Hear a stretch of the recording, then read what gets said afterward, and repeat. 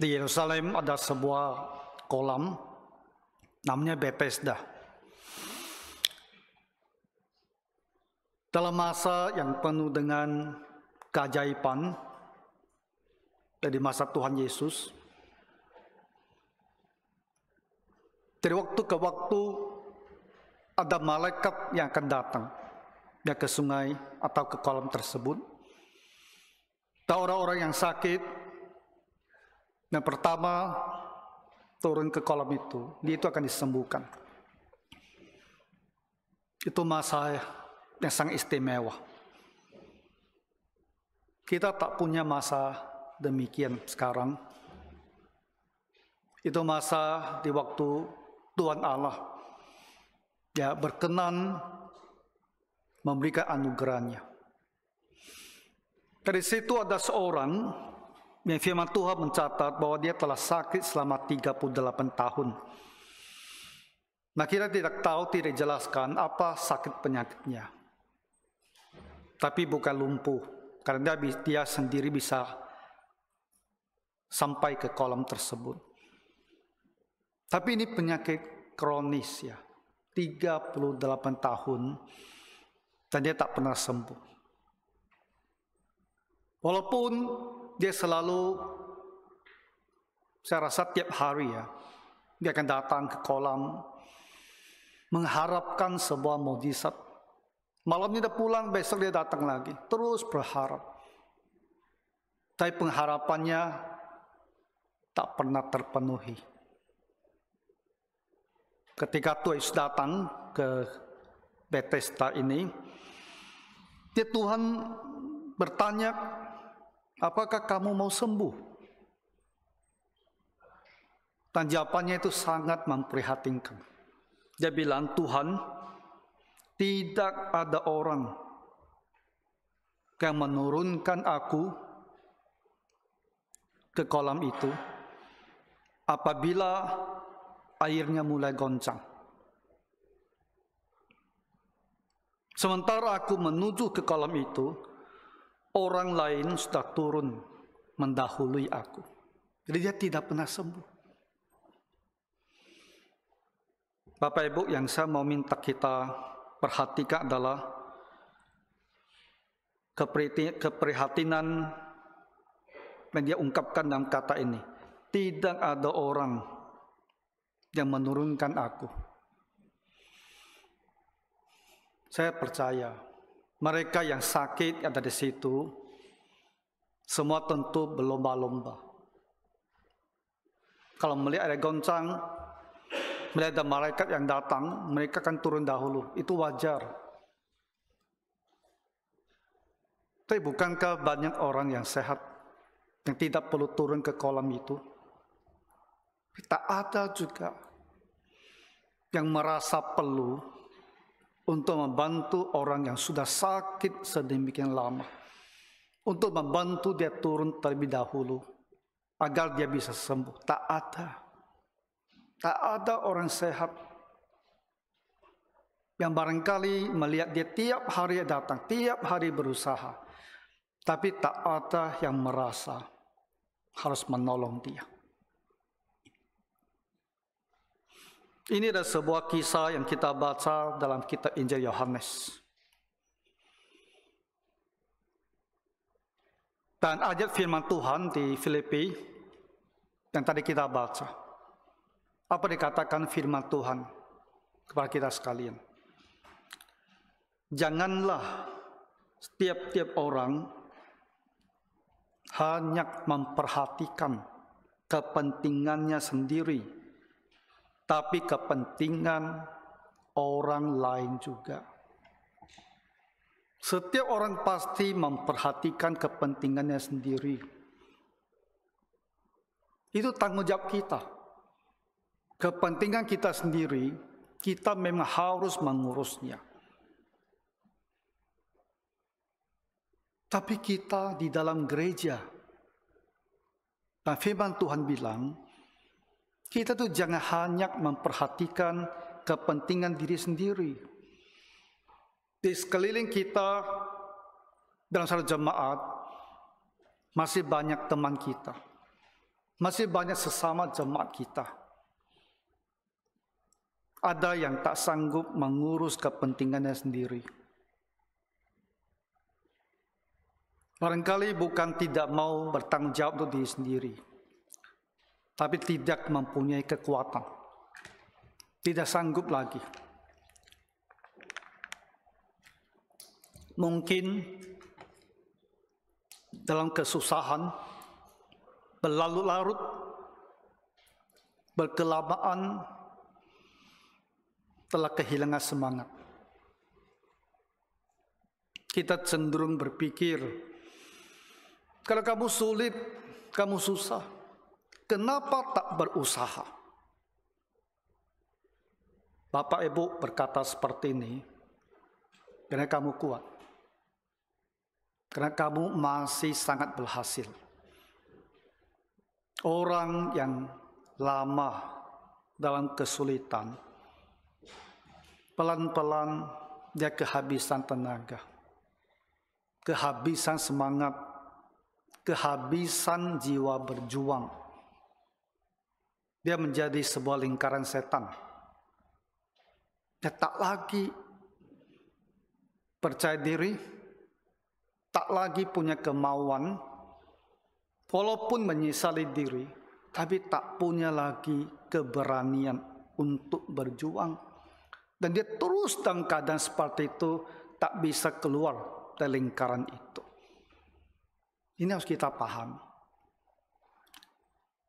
Maka firman Tuhan mengatakan, jangan hanya memperhatikan kepentingan diri sendiri, perhatikan juga kepentingan orang lain. Masyarakat begitu luas, kita barangkali tak sanggup memperhatikan kepentingan mereka. Ya. Begitu banyak di luar sana yang dalam kesulitan, yang dalam kesedihan. Kita mungkin tak mampu. Kalau mampu, kita harus berusaha. Tapi bila kita lihat lebih dekat ke dalam gereja kita sendiri, ke dalam jemaat kita sendiri, siapa yang punya kepentingan? Biar kita lihat dan kita peduli dan kita bantu. Kadang-kadang kita berpikir, dan saya rasa seringkali juga ada benarnya. Ketika seseorang di dalam kesusahan, mungkin dia itu, kesusahan itu disebabkan oleh dirinya sendiri. Seringkali kesusahan itu tidak serta-merta, walaupun kadang-kadang terjadi. Ya. Tapi umumnya kesusahan dalam hidup kita itu ada penyebabnya. Dan penyebabnya itu adalah pada hari-hari, bulan-bulan, tahun-tahun sebelumnya. Apa yang kita lakukan di waktu itu?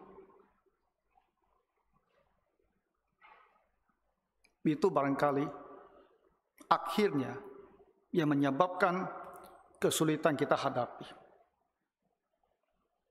Dan kita akan berpikir, kamu sendiri yang mengakibatkan keadaan susah kamu. Walaupun bukan selalu demikian. Supaya jangan ada yang merasa, saya dituduh. Saya bukan penyebab segala kesusahan itu. Dan saya dituduh. Bukan. Kita tak bermaksud menuduh kamu. Mungkin kadang kamu. Bukan kamu yang sebab sendiri. Ada kemungkinan itu. Tapi cobalah perhatikan.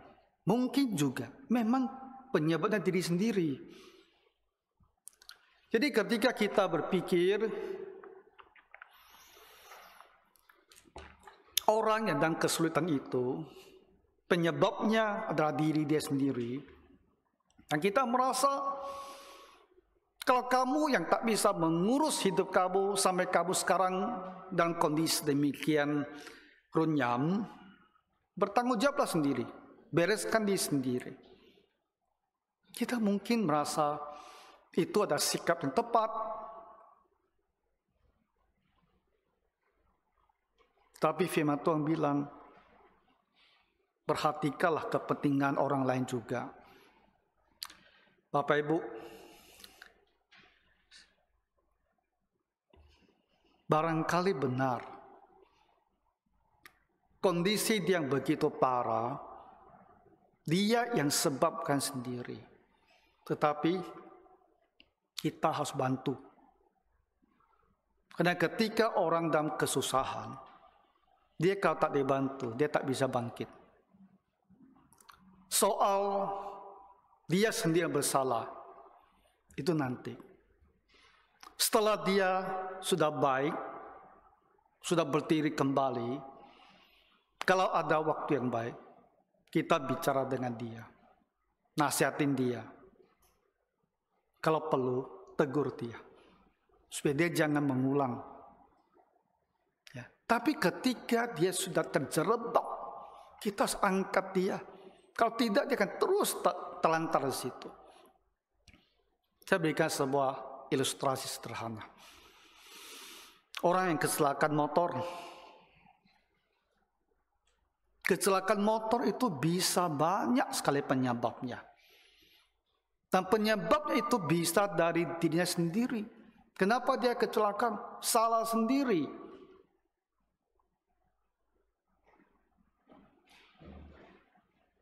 Ada orang bawa motor begitu kencang, dia lepas kontrol, kecelakaan. Salah siapa? Ya, salah dia sendiri. Ada orang tak peduli lampu lalu lintas, merah dia terobos juga, kecelakaan. Salah siapa? Ya salah dia sendiri.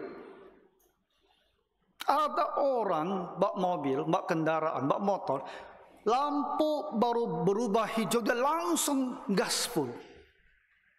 Yang sana barangkali masih tengah jalan, baru hijau loh, langsung dia tancap, kecelakaan. Salah siapa? Salah sendiri.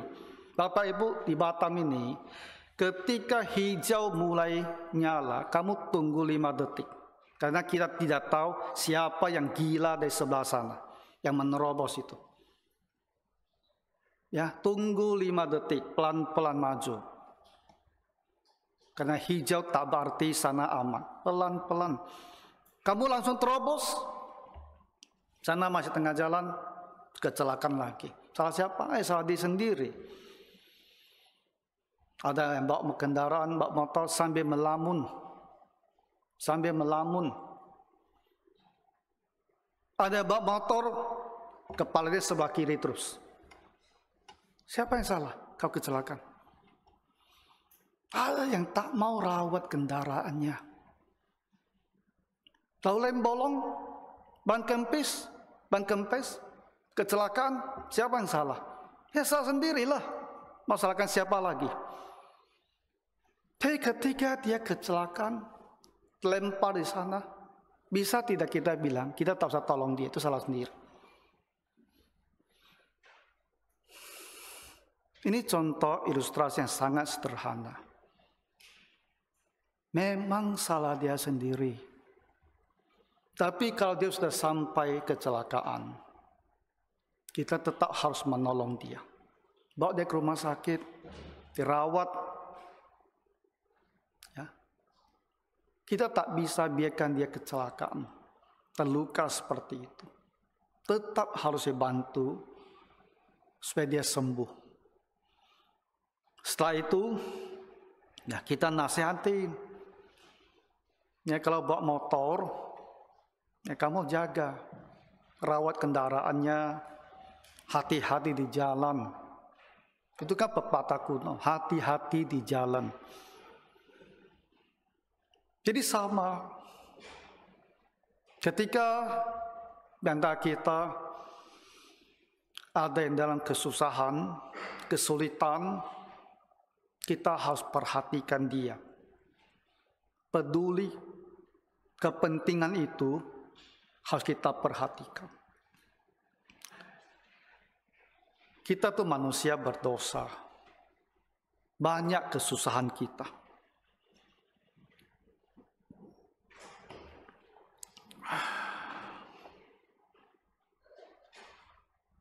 Ada orang dia merasa hidupnya itu tak ada orang yang peduli. Itu ada perasaan yang sangat mengecewakan ya. Kalau kita sampai berpikir tak ada orang peduli sama saya. Ada orang begitu kecewa dalam hidup ini dan dia mengambil sikap yang sangat bertolak belakang. Tak mau ada yang peduli pada dirinya.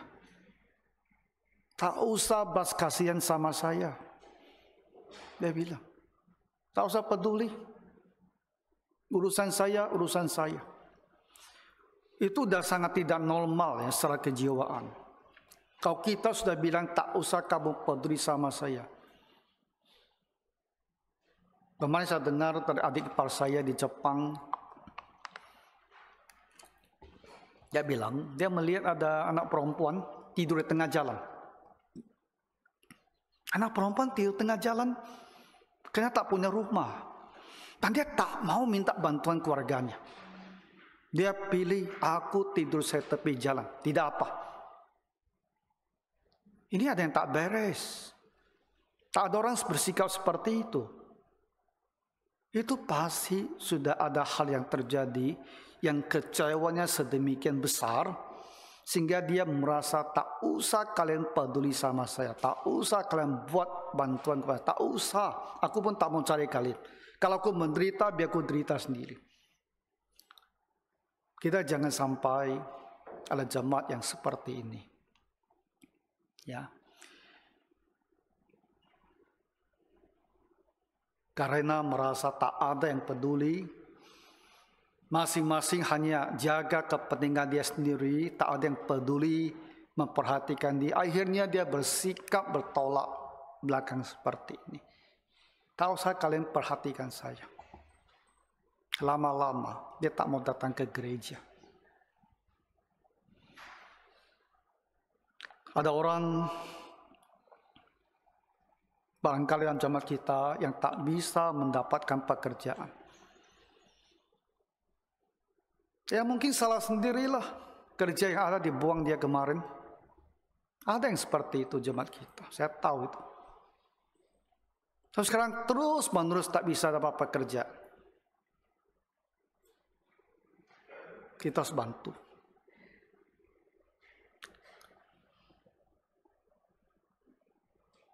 Ada hidupnya kesulitan, tengah gaji tak seberapa.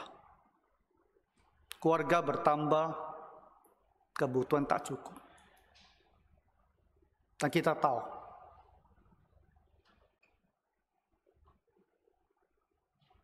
kita harus bantu supaya penghasilannya bisa bertambah. Kerja kan tidak hanya boleh satu. Bisa tak kita bantu supaya dia bisa mempunyai penghasilan tambahan buat keluarga.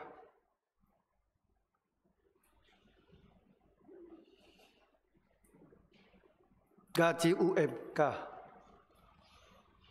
Apa kepanjang UMK? Tahu tidak?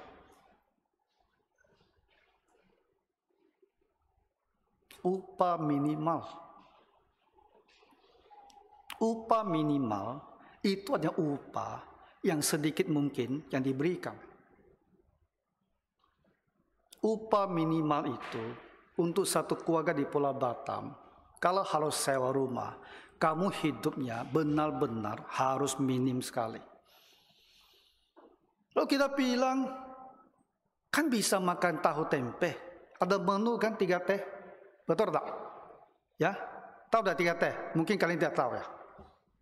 Bapak Ibu tahu tidak? Jemaat Gapi Batam yang kaya raya. 3 teh itu apa?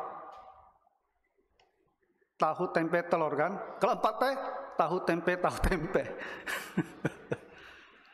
Bisa kita bilang, kan ada 3 teh. Sehat. Memang sehat itu. Tahu dan tempe sehat ya. Tapi bisa tak kita tiap hari 3 teh, 4 teh? Ada lagi yang murah, singkong. Bukan singkong. Daun ubi. Daun ubi murah sekali itu. Tauge juga murah. Sekilo setumpuk itu. Tapi bisa tak kita hari-hari makan tauge? Jadi janganlah kalian pikir, kan kamu ada upah minimal. Murah itu tahu tempe sama daun ubi. Tapi kita sendiri tiap hari makan daging ayam. Bukan daging ayam saja, daging ayam kampung. Lalu kita bilang, udah kamu dia tahu tempe. Hidup kan tidak hanya makan, masih ada pakaian. Masih ada waktunya sakit. BPJS benar, kita semua masuk BPJS. Tapi BPJS itu minimal. Tahu tak, BPJS itu minimal. Kemarin saya kurang sehat kan, jadi saya pergilah pakai BPJS. Udah bayar dia hampir 7-8 tahun itu, nggak pakai-pakai. Jadi kali ini aku pikir, aku pakai dia BPJS. Jadi pergi ke awal bros itu, BPJS. Setelah dia cek, memang fungsi ginjal saya lagi tak begitu baik. Dia cek fungsi ginjal, oke. Hasilnya saya sudah tahu. Saya pulang, saya puasa 3 minggu, tak makan. Namanya waktu fasting. Tidak makan. Dan kondisi kemarin saya cek di Prodi memang membaik. Lalu saya pikir saya mau kembali lagi ke Aubros, ke BPJS, biar dokternya periksa sekali lagi. Tapi jadwal saya itu sebetulnya 1 bulan, dia tuh 1 bulan gitu loh. Kemarin Sabtu baru 3 minggu, tapi saya agak tergesa-gesa. Saya pergi daftar, tunggu dokternya. Ketemu dokternya, kamu tahu apa dia bilang? Ngapain kau datang 3 minggu? 1 bulan baru datang. Oh, saya bilang, saya agak panik Pak. Saya agak panik dengan kondisi saya itu. Saya ingin cek lagi. Cek lagi biar lihat udah membaik atau belum. Dia bilang, kamu harus ngerti, ini BPJS. Cek ginjal, itu 3 bulan sekali dia bilang. Oh, 3 bulan sekali? Saya ada berapa tahun, ke 3 bulan sekali kamu periksa. Dia bilang, itu BPJS. Ya, 3 bulan sekali kalau kita lihat lagi, ada lebih baik enggak? Itu BPJS Bapak Ibu. Ya, kita maklumlah. Maunya BPJS. Jadi BPJS itu ada gunanya, tapi kegunaannya terbatas. Ya, kadang-kadang ada orang sakit, ya mungkin tak mampu berobat gitu. Dan tak mampu berobat, saya rasa orang itu sangat sedih. Kita harus perhatikan. Tapi bukan poin saya, jangan salah dengan Bapak Ibu maksud saya salah, bukan. Saya oke, saya ke Prodia, saya mampu bayar, ya.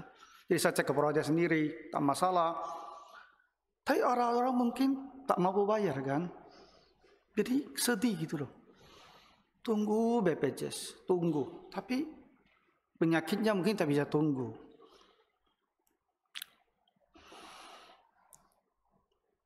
Ada orang kecewa sekali dalam urusan keluarga. Kita mungkin tidak tahu ya, padahal urusan keluarga biasa tak diceritakan. Hal-hal yang menyedihkan dalam keluarga orang tak mau cerita. Tak mau mempermalukan keluarga sendiri. Diam aja. Tapi sedih. Kalau kita sampai mengetahui, kalau dia sampai bercerita ke kita, kita harus perhatikan dia. Harus mau dengarkan dia. Mau doa bersama-sama dengan dia. Mau bantu carikan, adakah jalan keluarnya supaya keluarganya bisa kembali utuh dan mereka bisa hidup ya dengan harmonis, dengan sukacita, dengan kebahagiaan. Firman Tuhan berkata kepada kita, jangan hanya pikirkan kepentingan diri sendiri, tapi kepentingan orang lain juga. Nah, sekarang Bapak Ibu mungkin bertanya, apakah dalam kitab suci ada diberikan alasannya? Kenapa kita harus perhatikan kepentingan orang lain? Apa motivasi yang Tuhan berikan supaya kita mau memperhatikan kepentingan orang lain? Jawabannya itu ada juga dalam kitab Filipi pasal 2. Yaitu di ayat yang pertama. Saya bacakan. Rasul Paulus bilang, jadi karena gitu. Inilah sebabnya kenapa kita harus memperhatikan kepentingan orang lain. Jadi karena dalam Kristus ada nasihat, ada penghiburan kasih, ada persekutuan Roh Kudus, ada kasih mesra dan belas kasihan.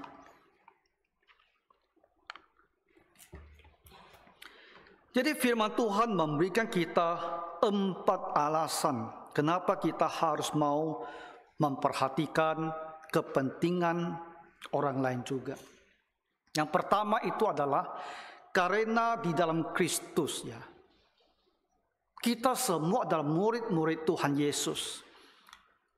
Maka di dalam kehidupan kita sebagai satu komunitas, sebagai satu jemaat, yang pertama itu ada nasihat.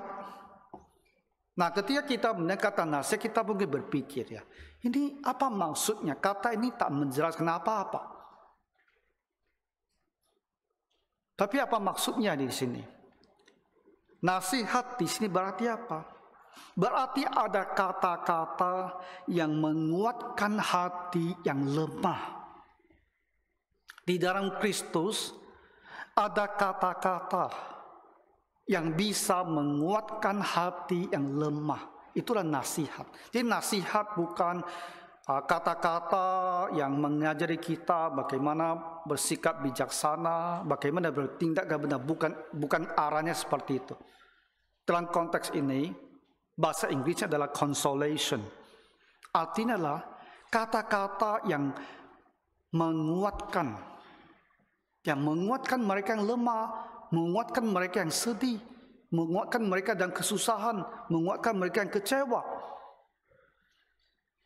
Di dalam Tuhan Yesus, di dalam jemaatnya, itu ada kata-kata yang menguatkan hati yang lemah. Jadi bukankah kita harus berkata-kata untuk menguatkan hati yang lemah? Itu maksudnya. Ada nasihat ini. Ada kata-kata yang bisa menguatkan. Makanya kita orang Kristen dibilang perhatikan kepentingan orang lain. Pakai kata-kata untuk menguatkan hati yang lemah.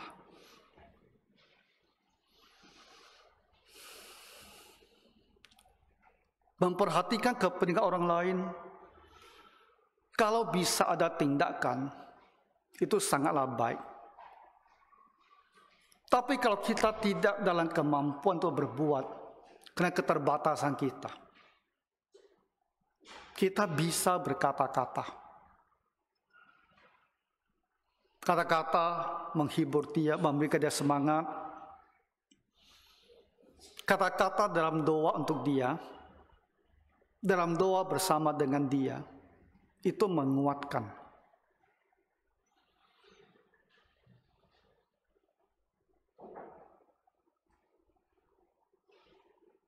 Kemarin waktu saya lagi kurang sehat, kena puasa, saya kan tidur di ranjang ya. Kadang-kadang sepanjang hari saya bawa tidur saja. karena memang terasa agak lemas. Syukurnya selama 3 minggu, kepala saya itu tak sakit sama sekali ya, walaupun tidak makan. Ya. Ada orang puasa 2-3 hari kepalanya sakit, tak tahan. Saya sama sekali tidak sakit. Jernih sih. Yang jernih sekali, bisa berpikir. Tapi mau bergerak itu rasanya malas ya. Istilahnya apa? Mager kan? Betul tak? Mager ya. Istilah zaman sekarang. Kadang-kadang saya tak ngerti, tapi yang satu ini aku paham. Karena sering dipakai di grup badan pekerja. Mager dia bilang. Malas gerak. Saya memang malas gerak. Tapi siang hari, waktu persekutuan doa, Ibu Rukia kan sering di rumah dia hidupkan. Saya dengar itu. Dan saya tunggu-tunggu, saya didoakan apa enggak gitu loh. Waktu saya dengar, saya didoakan, saya sangat senang sekali itu. Oh, rasanya gembira sekali. Karena kita butuh dibantu dalam doa, butuh ditopang dalam doa. Ketika mendengarkan kita doakan, itu memberikan semangat. Ya, kadang-kadang kita sendiri berdoa, orang lain mendoakan lagi, itu memberikan semangat. Di dalam Kristus dan kehidupan kita sebagai jemaat, itu ada nasihat. Ya, ada kata-kata yang menguatkan hati yang lemah. Dan kita semua bisa berkata-kata. Bapak Ibu, bicaralah. Kalau kamu tahu di antara kita siapa yang punya kesusahan, bicaralah. Ya, kuatkan hati dia, berikan semangat dia. Berdoa juga untuk dia, berdoa bersama dia. Lalu alasan keduanya adalah di dalam Kristus itu ada penghiburan kasih. Maksudnya apa? Kasih yang ditunjukkan itu menghangatkan hati. Kita manusia adalah begitu. Ketika kamu merasakan ada yang mengasihi kamu lewat perkataan, lewat perbuatan, hati kamu itu terasa hangat, merasa diperhatikan, merasa ada yang peduli.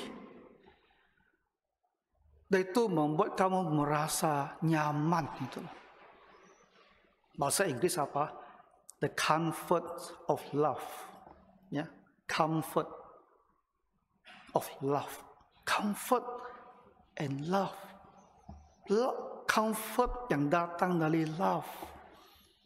Kasih yang membuat kamu tuh merasa enak, merasa nyaman, merasa ada kehangatan. Orang yang dalam kesulitan, yang betul-betul kewalahan dalam hidup ini, ketika dia menemukan sebuah bantuan dari kita, dari Bapak Ibu, di hatinya itu ada kehangatan. Ya, dia seolah-olah mendapatkan kekuatan baru. Kita manusia memang diciptakan sedemikian. Dia membutuhkan kehangatan, rasa dikasihi, dipedulikan, kepentingannya diperhatikan. Yaitu sangat-sangat menguatkan. Jadi kenapa kita tak mau berbuat? Kalau kita mampu untuk berbuat, bagikanlah kasih kita. Ya, bagikan kasih kita.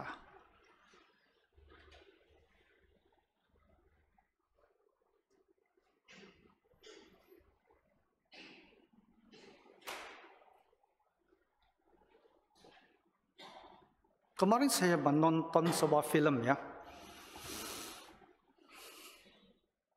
Ketika saya lagi sangat tak nyaman,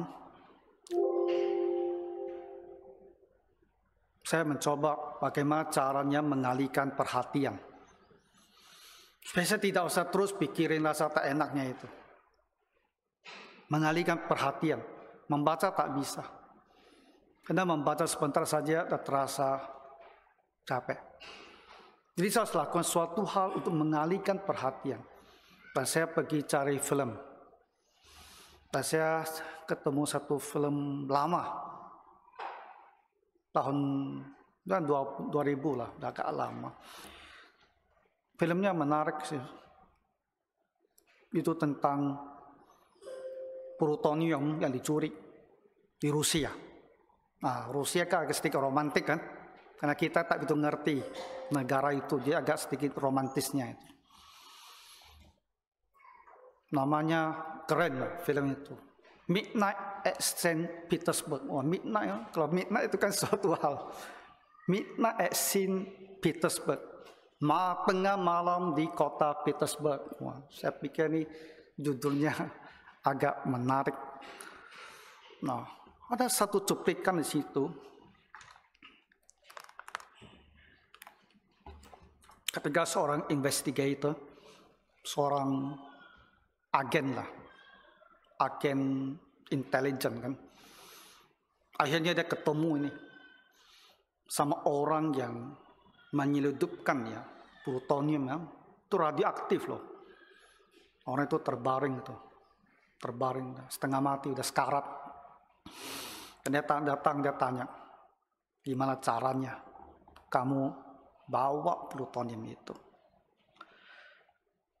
Orang itu diam aja itu. Kalau dia keluarkan segopok uang, biasalah, bayar kan. Kalau ketemu informan kan harus dibayar tuh. Dikeluarkan, dia bilang ini. Orang itu bilang apa? Aku tak perlu uang lagi. Aku tak perlu uang lagi. Waktu saya hanya 2 minggu. Aku tak perlu uang lagi. Kamu simpan saja. Aku kasih tahu kamu. Nah, ada waktunya ya. Orang itu tak mau uang lagi. Saya perhatikan sekali ya. Ada waktunya orang dikasih uang dan tak mau lagi. Apa pelajarannya untuk kita yang punya banyak sekali uang?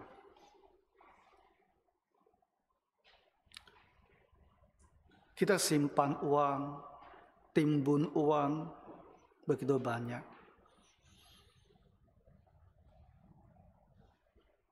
Untuk apa ya? Untuk anak, oke, untuk anak.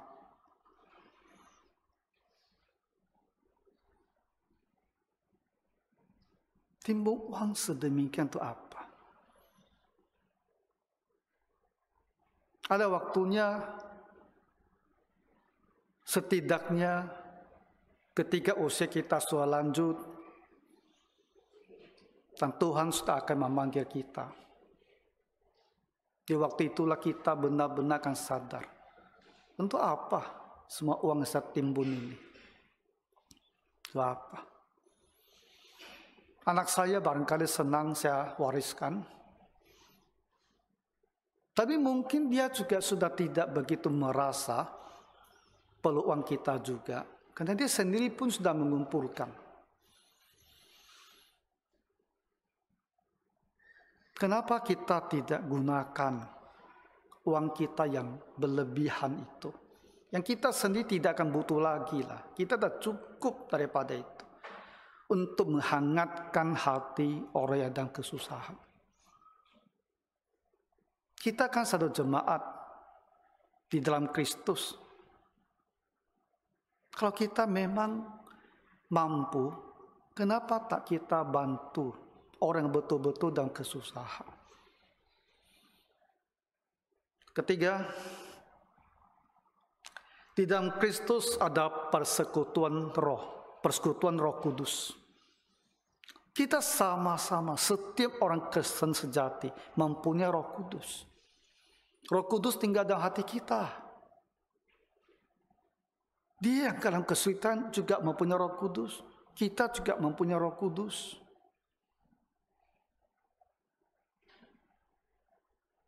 Kita itu dalam satu persekutuan. Kita memiliki hal yang sama. Roh Kudus bekerja di hati kita, bekerja juga di hati Dia. Roh Tuhan Allah itu ada di dalam kita semua bersama-sama. Kenapa kita tak mau membantu saudara kita yang dalam kesusahan, yang dia juga mempunyai Roh Kudus, seperti kita juga punya Roh Kudus. Kita mempunyai kesamaan yang sedemikian penting, dan kita tak mau menolong dia. Kita hanya perhatikan kepentingan diri sendiri. Tuhan tak membedakan kita. Semua diberikan Roh Kudusnya. Tapi kita tak bisa membawa diri kita untuk memperhatikan dia yang dalam kesusahan. Bukankah kita harus berpikir, kenapa kita sampai seperti ini? Terakhir, di dalam Kristus ada kasih mesra dan belas kasihan. Kasih yang mesra, belas kasihan. Kristus menunjukkan kepada kita semuanya ini. Tapi adakah kita punya belas kasihan kepada dan kesusahan? Adakah kita punya kasih yang mesra kepada satu dengan lainnya? Memberi itu membahagiakan. Menerima tentu sangat menyenangkan. Tapi memberi akan memberikan kita kepuasan yang jauh daripada menerima. Tuhan Yesus penuh dengan belas kasihan dan kasih sayang kepada kita semua. Apa yang Tuhan lakukan kepada kita?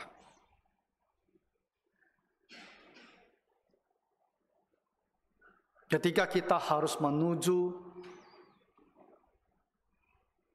ke api neraka, kebinasaan, hukuman kekal.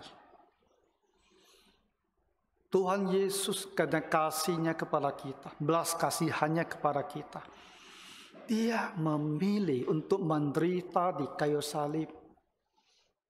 Pernahkah kita bayangkan betapa sakitnya disalibkan itu? Bukankah kita merasa takut dan kematian? Dan Tuhan Yesus memilih untuk mati. Supaya apa? Supaya Dia menggantikan kita untuk menerima semua penderitaan dan hukuman ini. Supaya kita ditebus. Dia bayar harganya. Dia yang menanggung supaya kita tak usah menanggung. Itu artinya penebusan. Supaya kita ditebus, dikeluarkan dari hukuman itu. Supaya kita bisa diampuni dan kita bisa selamat, bisa ke surga. Itu udah belas kasihan Tuhan kepada kita. Ketika Tuhan kita di dalam dunia ini melihat begitu banyak kesusahan orang, dan Dia menolong setiap orang datang kepadanya, sehingga firman mengatakan Ia menjadikan segala-galanya baik. Ini ayat yang saya sangat senang, karena saya tahu kesusahan kita itu begitu banyak. Tuhan Yesus menjadikan segala-galanya baik. Kesusahan boleh datang, tapi kesusahan akan berlalu. Dia akan jadi baik. Dan Tuhan Yesus menjadikan segala-galanya baik. Tuhan Yesus akan menjadikan segala-galanya baik di dalam kehidupan kita. Tuhan Yesus memanggil kita dari sahabat-sahabatnya. Kita siapa? Kita ini hanyalah manusia yang berdosa, yang Dia tebus gitu loh. Kita ini hanyalah hamba-hamba Tuhan. Sebagai hamba saja kita sudah bersyukur karena bisa ke surga. Hidup ribuan tahun, jutaan tahun, kekal selama-lamanya. Sebagai hamba di situ pun kita lebih dari suka. Lebih dari bahagia. Tapi Dia bilang tidak. Kita bukan hamba. Kita adalah sahabat-sahabatnya. Yohanes 15 ayat 15.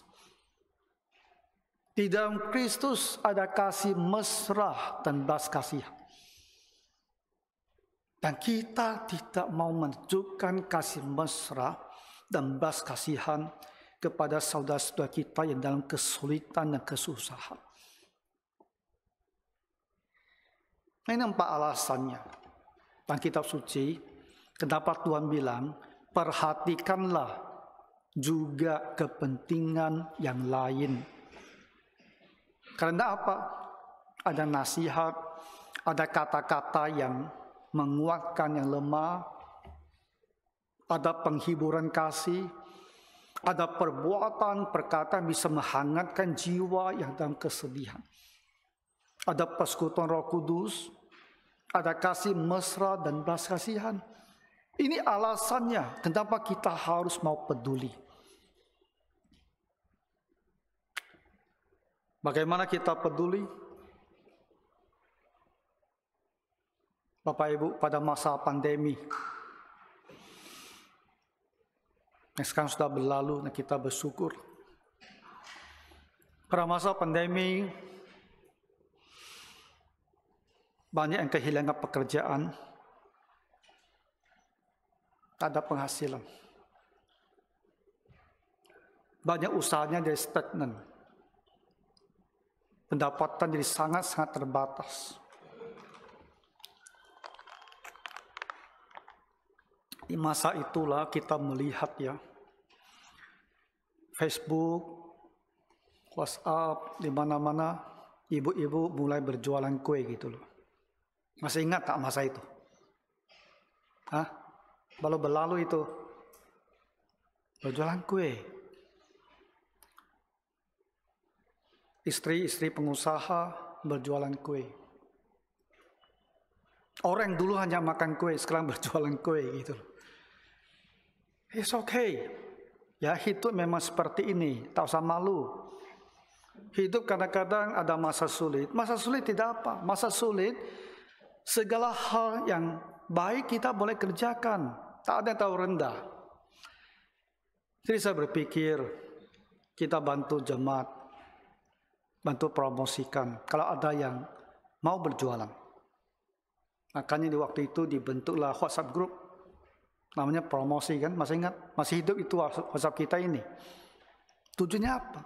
Sederhana, supaya kalau ada dari jemaat kita yang mungkin mau berjualan makanan, yang mungkin mau jadi reseller makanan, makanan juga ada reseller ya, tahu kan? Orang yang bikin dia hanya promosikan dapat sedikit komisi kecil gitu loh. Ada juga yang seperti itu. Supaya ada yang selain mereka jualan di luar, ya mereka juga bisa tambah sedikit penjualan dengan jemaat kita. Nah, jadi siapa yang punya ya mereka promosikan di situ. Di jemaat kita yang ingin beli, yang ingin bantu, yang bisa beli. Macam-macam yang jualan waktu itu. Ya, macam-macam. Itu untuk menolong. Karena masanya sulit.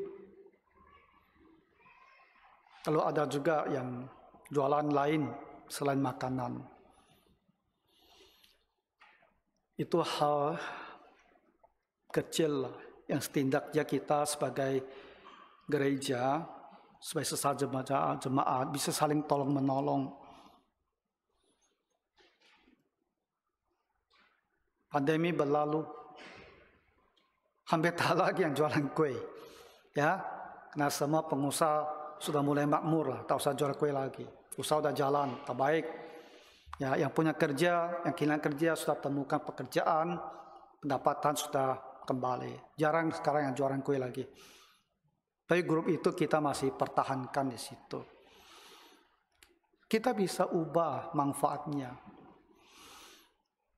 Disitulah kita sekarang bisa bantu orang mencari pekerjaan. Jadi kalau jemaat kita, kalau kita punya lowongan kerja, kalau kita tahu ada lowongan kerja, kita bantulah posting di situ. Jadi yang jadi anggota kan dia bisa lihat, kalau dia ingin cari kerja lagi kan dia bisa dapat kerja. atau ingin mencari pekerjaan, dia bisa ngomong ke situ. Ya, aku butuh cari sebuah pekerjaan, ya. Kira-kira di bidang apa? Dia bisa kasih tahu. Lalu kita yang tahu ada lowongan itu, kita bisa bantu. Ya, coba apply ya di PT mana, di perusahaan mana itu. Semacam loper lah. Ya, loper tahu kan? Nah, koran lowongan kerja itu. Tapi ini kecil-kecilan ya, dan internet jemaat kita bantu gitu, saling membantu. Bukankah baik ya kalau jemaat kita semua tuh punya pekerjaan yang baik, punya penghasilan yang baik, punya kecukupan, kan sangat menolong gitu.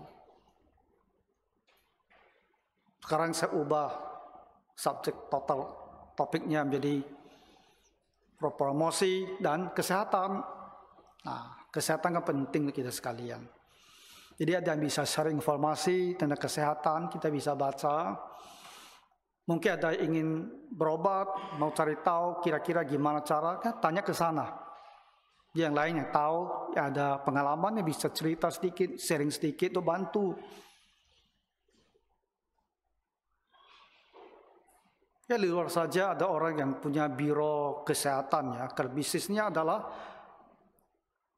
memberikan informasi rumah sakit di Malaysia terutamanya, bahkan mengantarkan orang pergi berobat. Tapi itu biro jasa, bayar. Kita tak usah bayar. Di grup itu saja kita sharing, ya, kasih informasi. Tahu, mau tanya lah di sana. Kan kita banyak yang berobat ke sana. Kasih tahu informasi. Ya, kira-kira dokter mana yang kamu ada kenal, rumah sakit mana yang kira-kira baik, gimana perjalanannya, cerita. Jadi itu jadi satu tempat yang jadi bermanfaat untuk saling menolong. Gitu. Jadi Bapak Ibu, jangan leave group. Ya, jangan leave group. Karena kadang-kadang Bapak Ibu tak betah, merasa aku nggak ada urusan di situ. Ya, aku tak perlu semua itu. Aku tak mau di sana. Leave group. Jangan. Kita itu tidak hanya memperhatikan kepentingan diri sendiri. Kita mungkin mampu, kita tahu, kita sanggup, kita tak butuh itu semua. Tapi perhatikan juga kepentingan orang lain. Kita ada di situ bukan untuk diri sendiri, tapi untuk kepentingan jemaat kita. Untuk mereka lah kita hadir di situ. Mana tahu ada hal yang bisa kita bantu mereka. Dalam gereja kita harus selalu punya pemikiran demikian. Tidak hanya kepentingan saya, kepentingan mereka. Jadi saya ada di situ untuk kepentingan mereka. WhatsApp group Gapi Batam pamannya, jangan left group. Bisa lah, kadang-kadang postingannya agak banyak. Tidak apa. Kalau kita merasa terganggu sedikit, set saja notifikasinya ke silent. Ya, sehingga kalau ada yang masuk kan tidak tong tong tong tong tong gitu loh. Sehingga kita tak merasa terganggu. Paling ada waktu kalau kita coba lihat sekilas. Jangan left group. Itu adalah grup kita bersama. Ya, prinsipnya adalah untuk kepentingan orang lain juga. Kalau untuk kepentingan diri sendiri, kalau kita hanya pikirkan diri sendiri, ya mungkin kita merasa aku capek kali ya. Mereka banyak sekali postingan di sana. Aku tak mau terganggu. Bisa. Tapi kita tidak hanya untuk kepentingan diri sendiri, kepentingan orang lain juga. Nah, jadi dua grup ini, jangan left group. Ya, nanti saya masukkan lagi yang sudah keluar ya. Boleh? Karena dari waktu ke waktu ada yang left group, left group, left group, left group. Saya ngerti lah kamu terganggu. Tapi jangan merasa terganggu. Karena kita ada di dalam Kristus. Kita adalah jemaat Gapi Batam.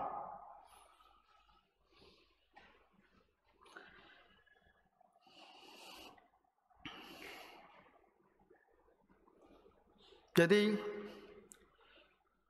ketika ada jemaat yang kita tahu, memang dalam kesusahan, apapun kesusahan itu, apakah kesusahan keluarga, kesusahan ekonomi, kesusahan apapun itu. Kalau kita tahu, kamu cobalah berbuat sesuatu untuk menolong dia. Mulai dengan berdoa. Kalau bisa lakukanlah sesuatu. Kalau kita tahu dan kita merasa tidak ada dalam kekuatan untuk menolongnya, bicarakan dengan badan pekerja dan majelis gereja. Sampaikan. Dan kita akan coba bicarakan apakah ada hal yang bisa kita bantu. Jangan biarkan ada di antara kita yang terus dalam kesusahan dan terus dalam kesedihan. Kita harus angkat dia.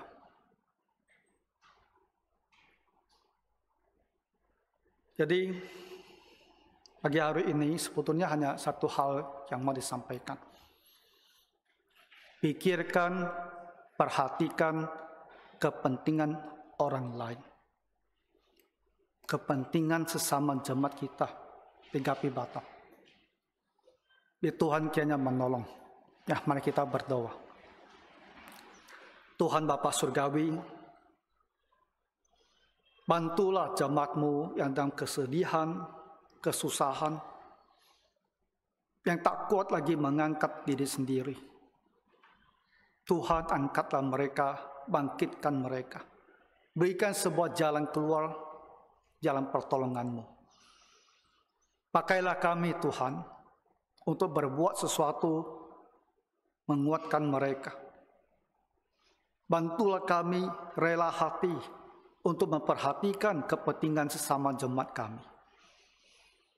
Ampunilah semua kesalahan kami, Bapa. Kalau kami tidak peduli. Dalam nama Tuhan Yesus kami berdoa. Amin.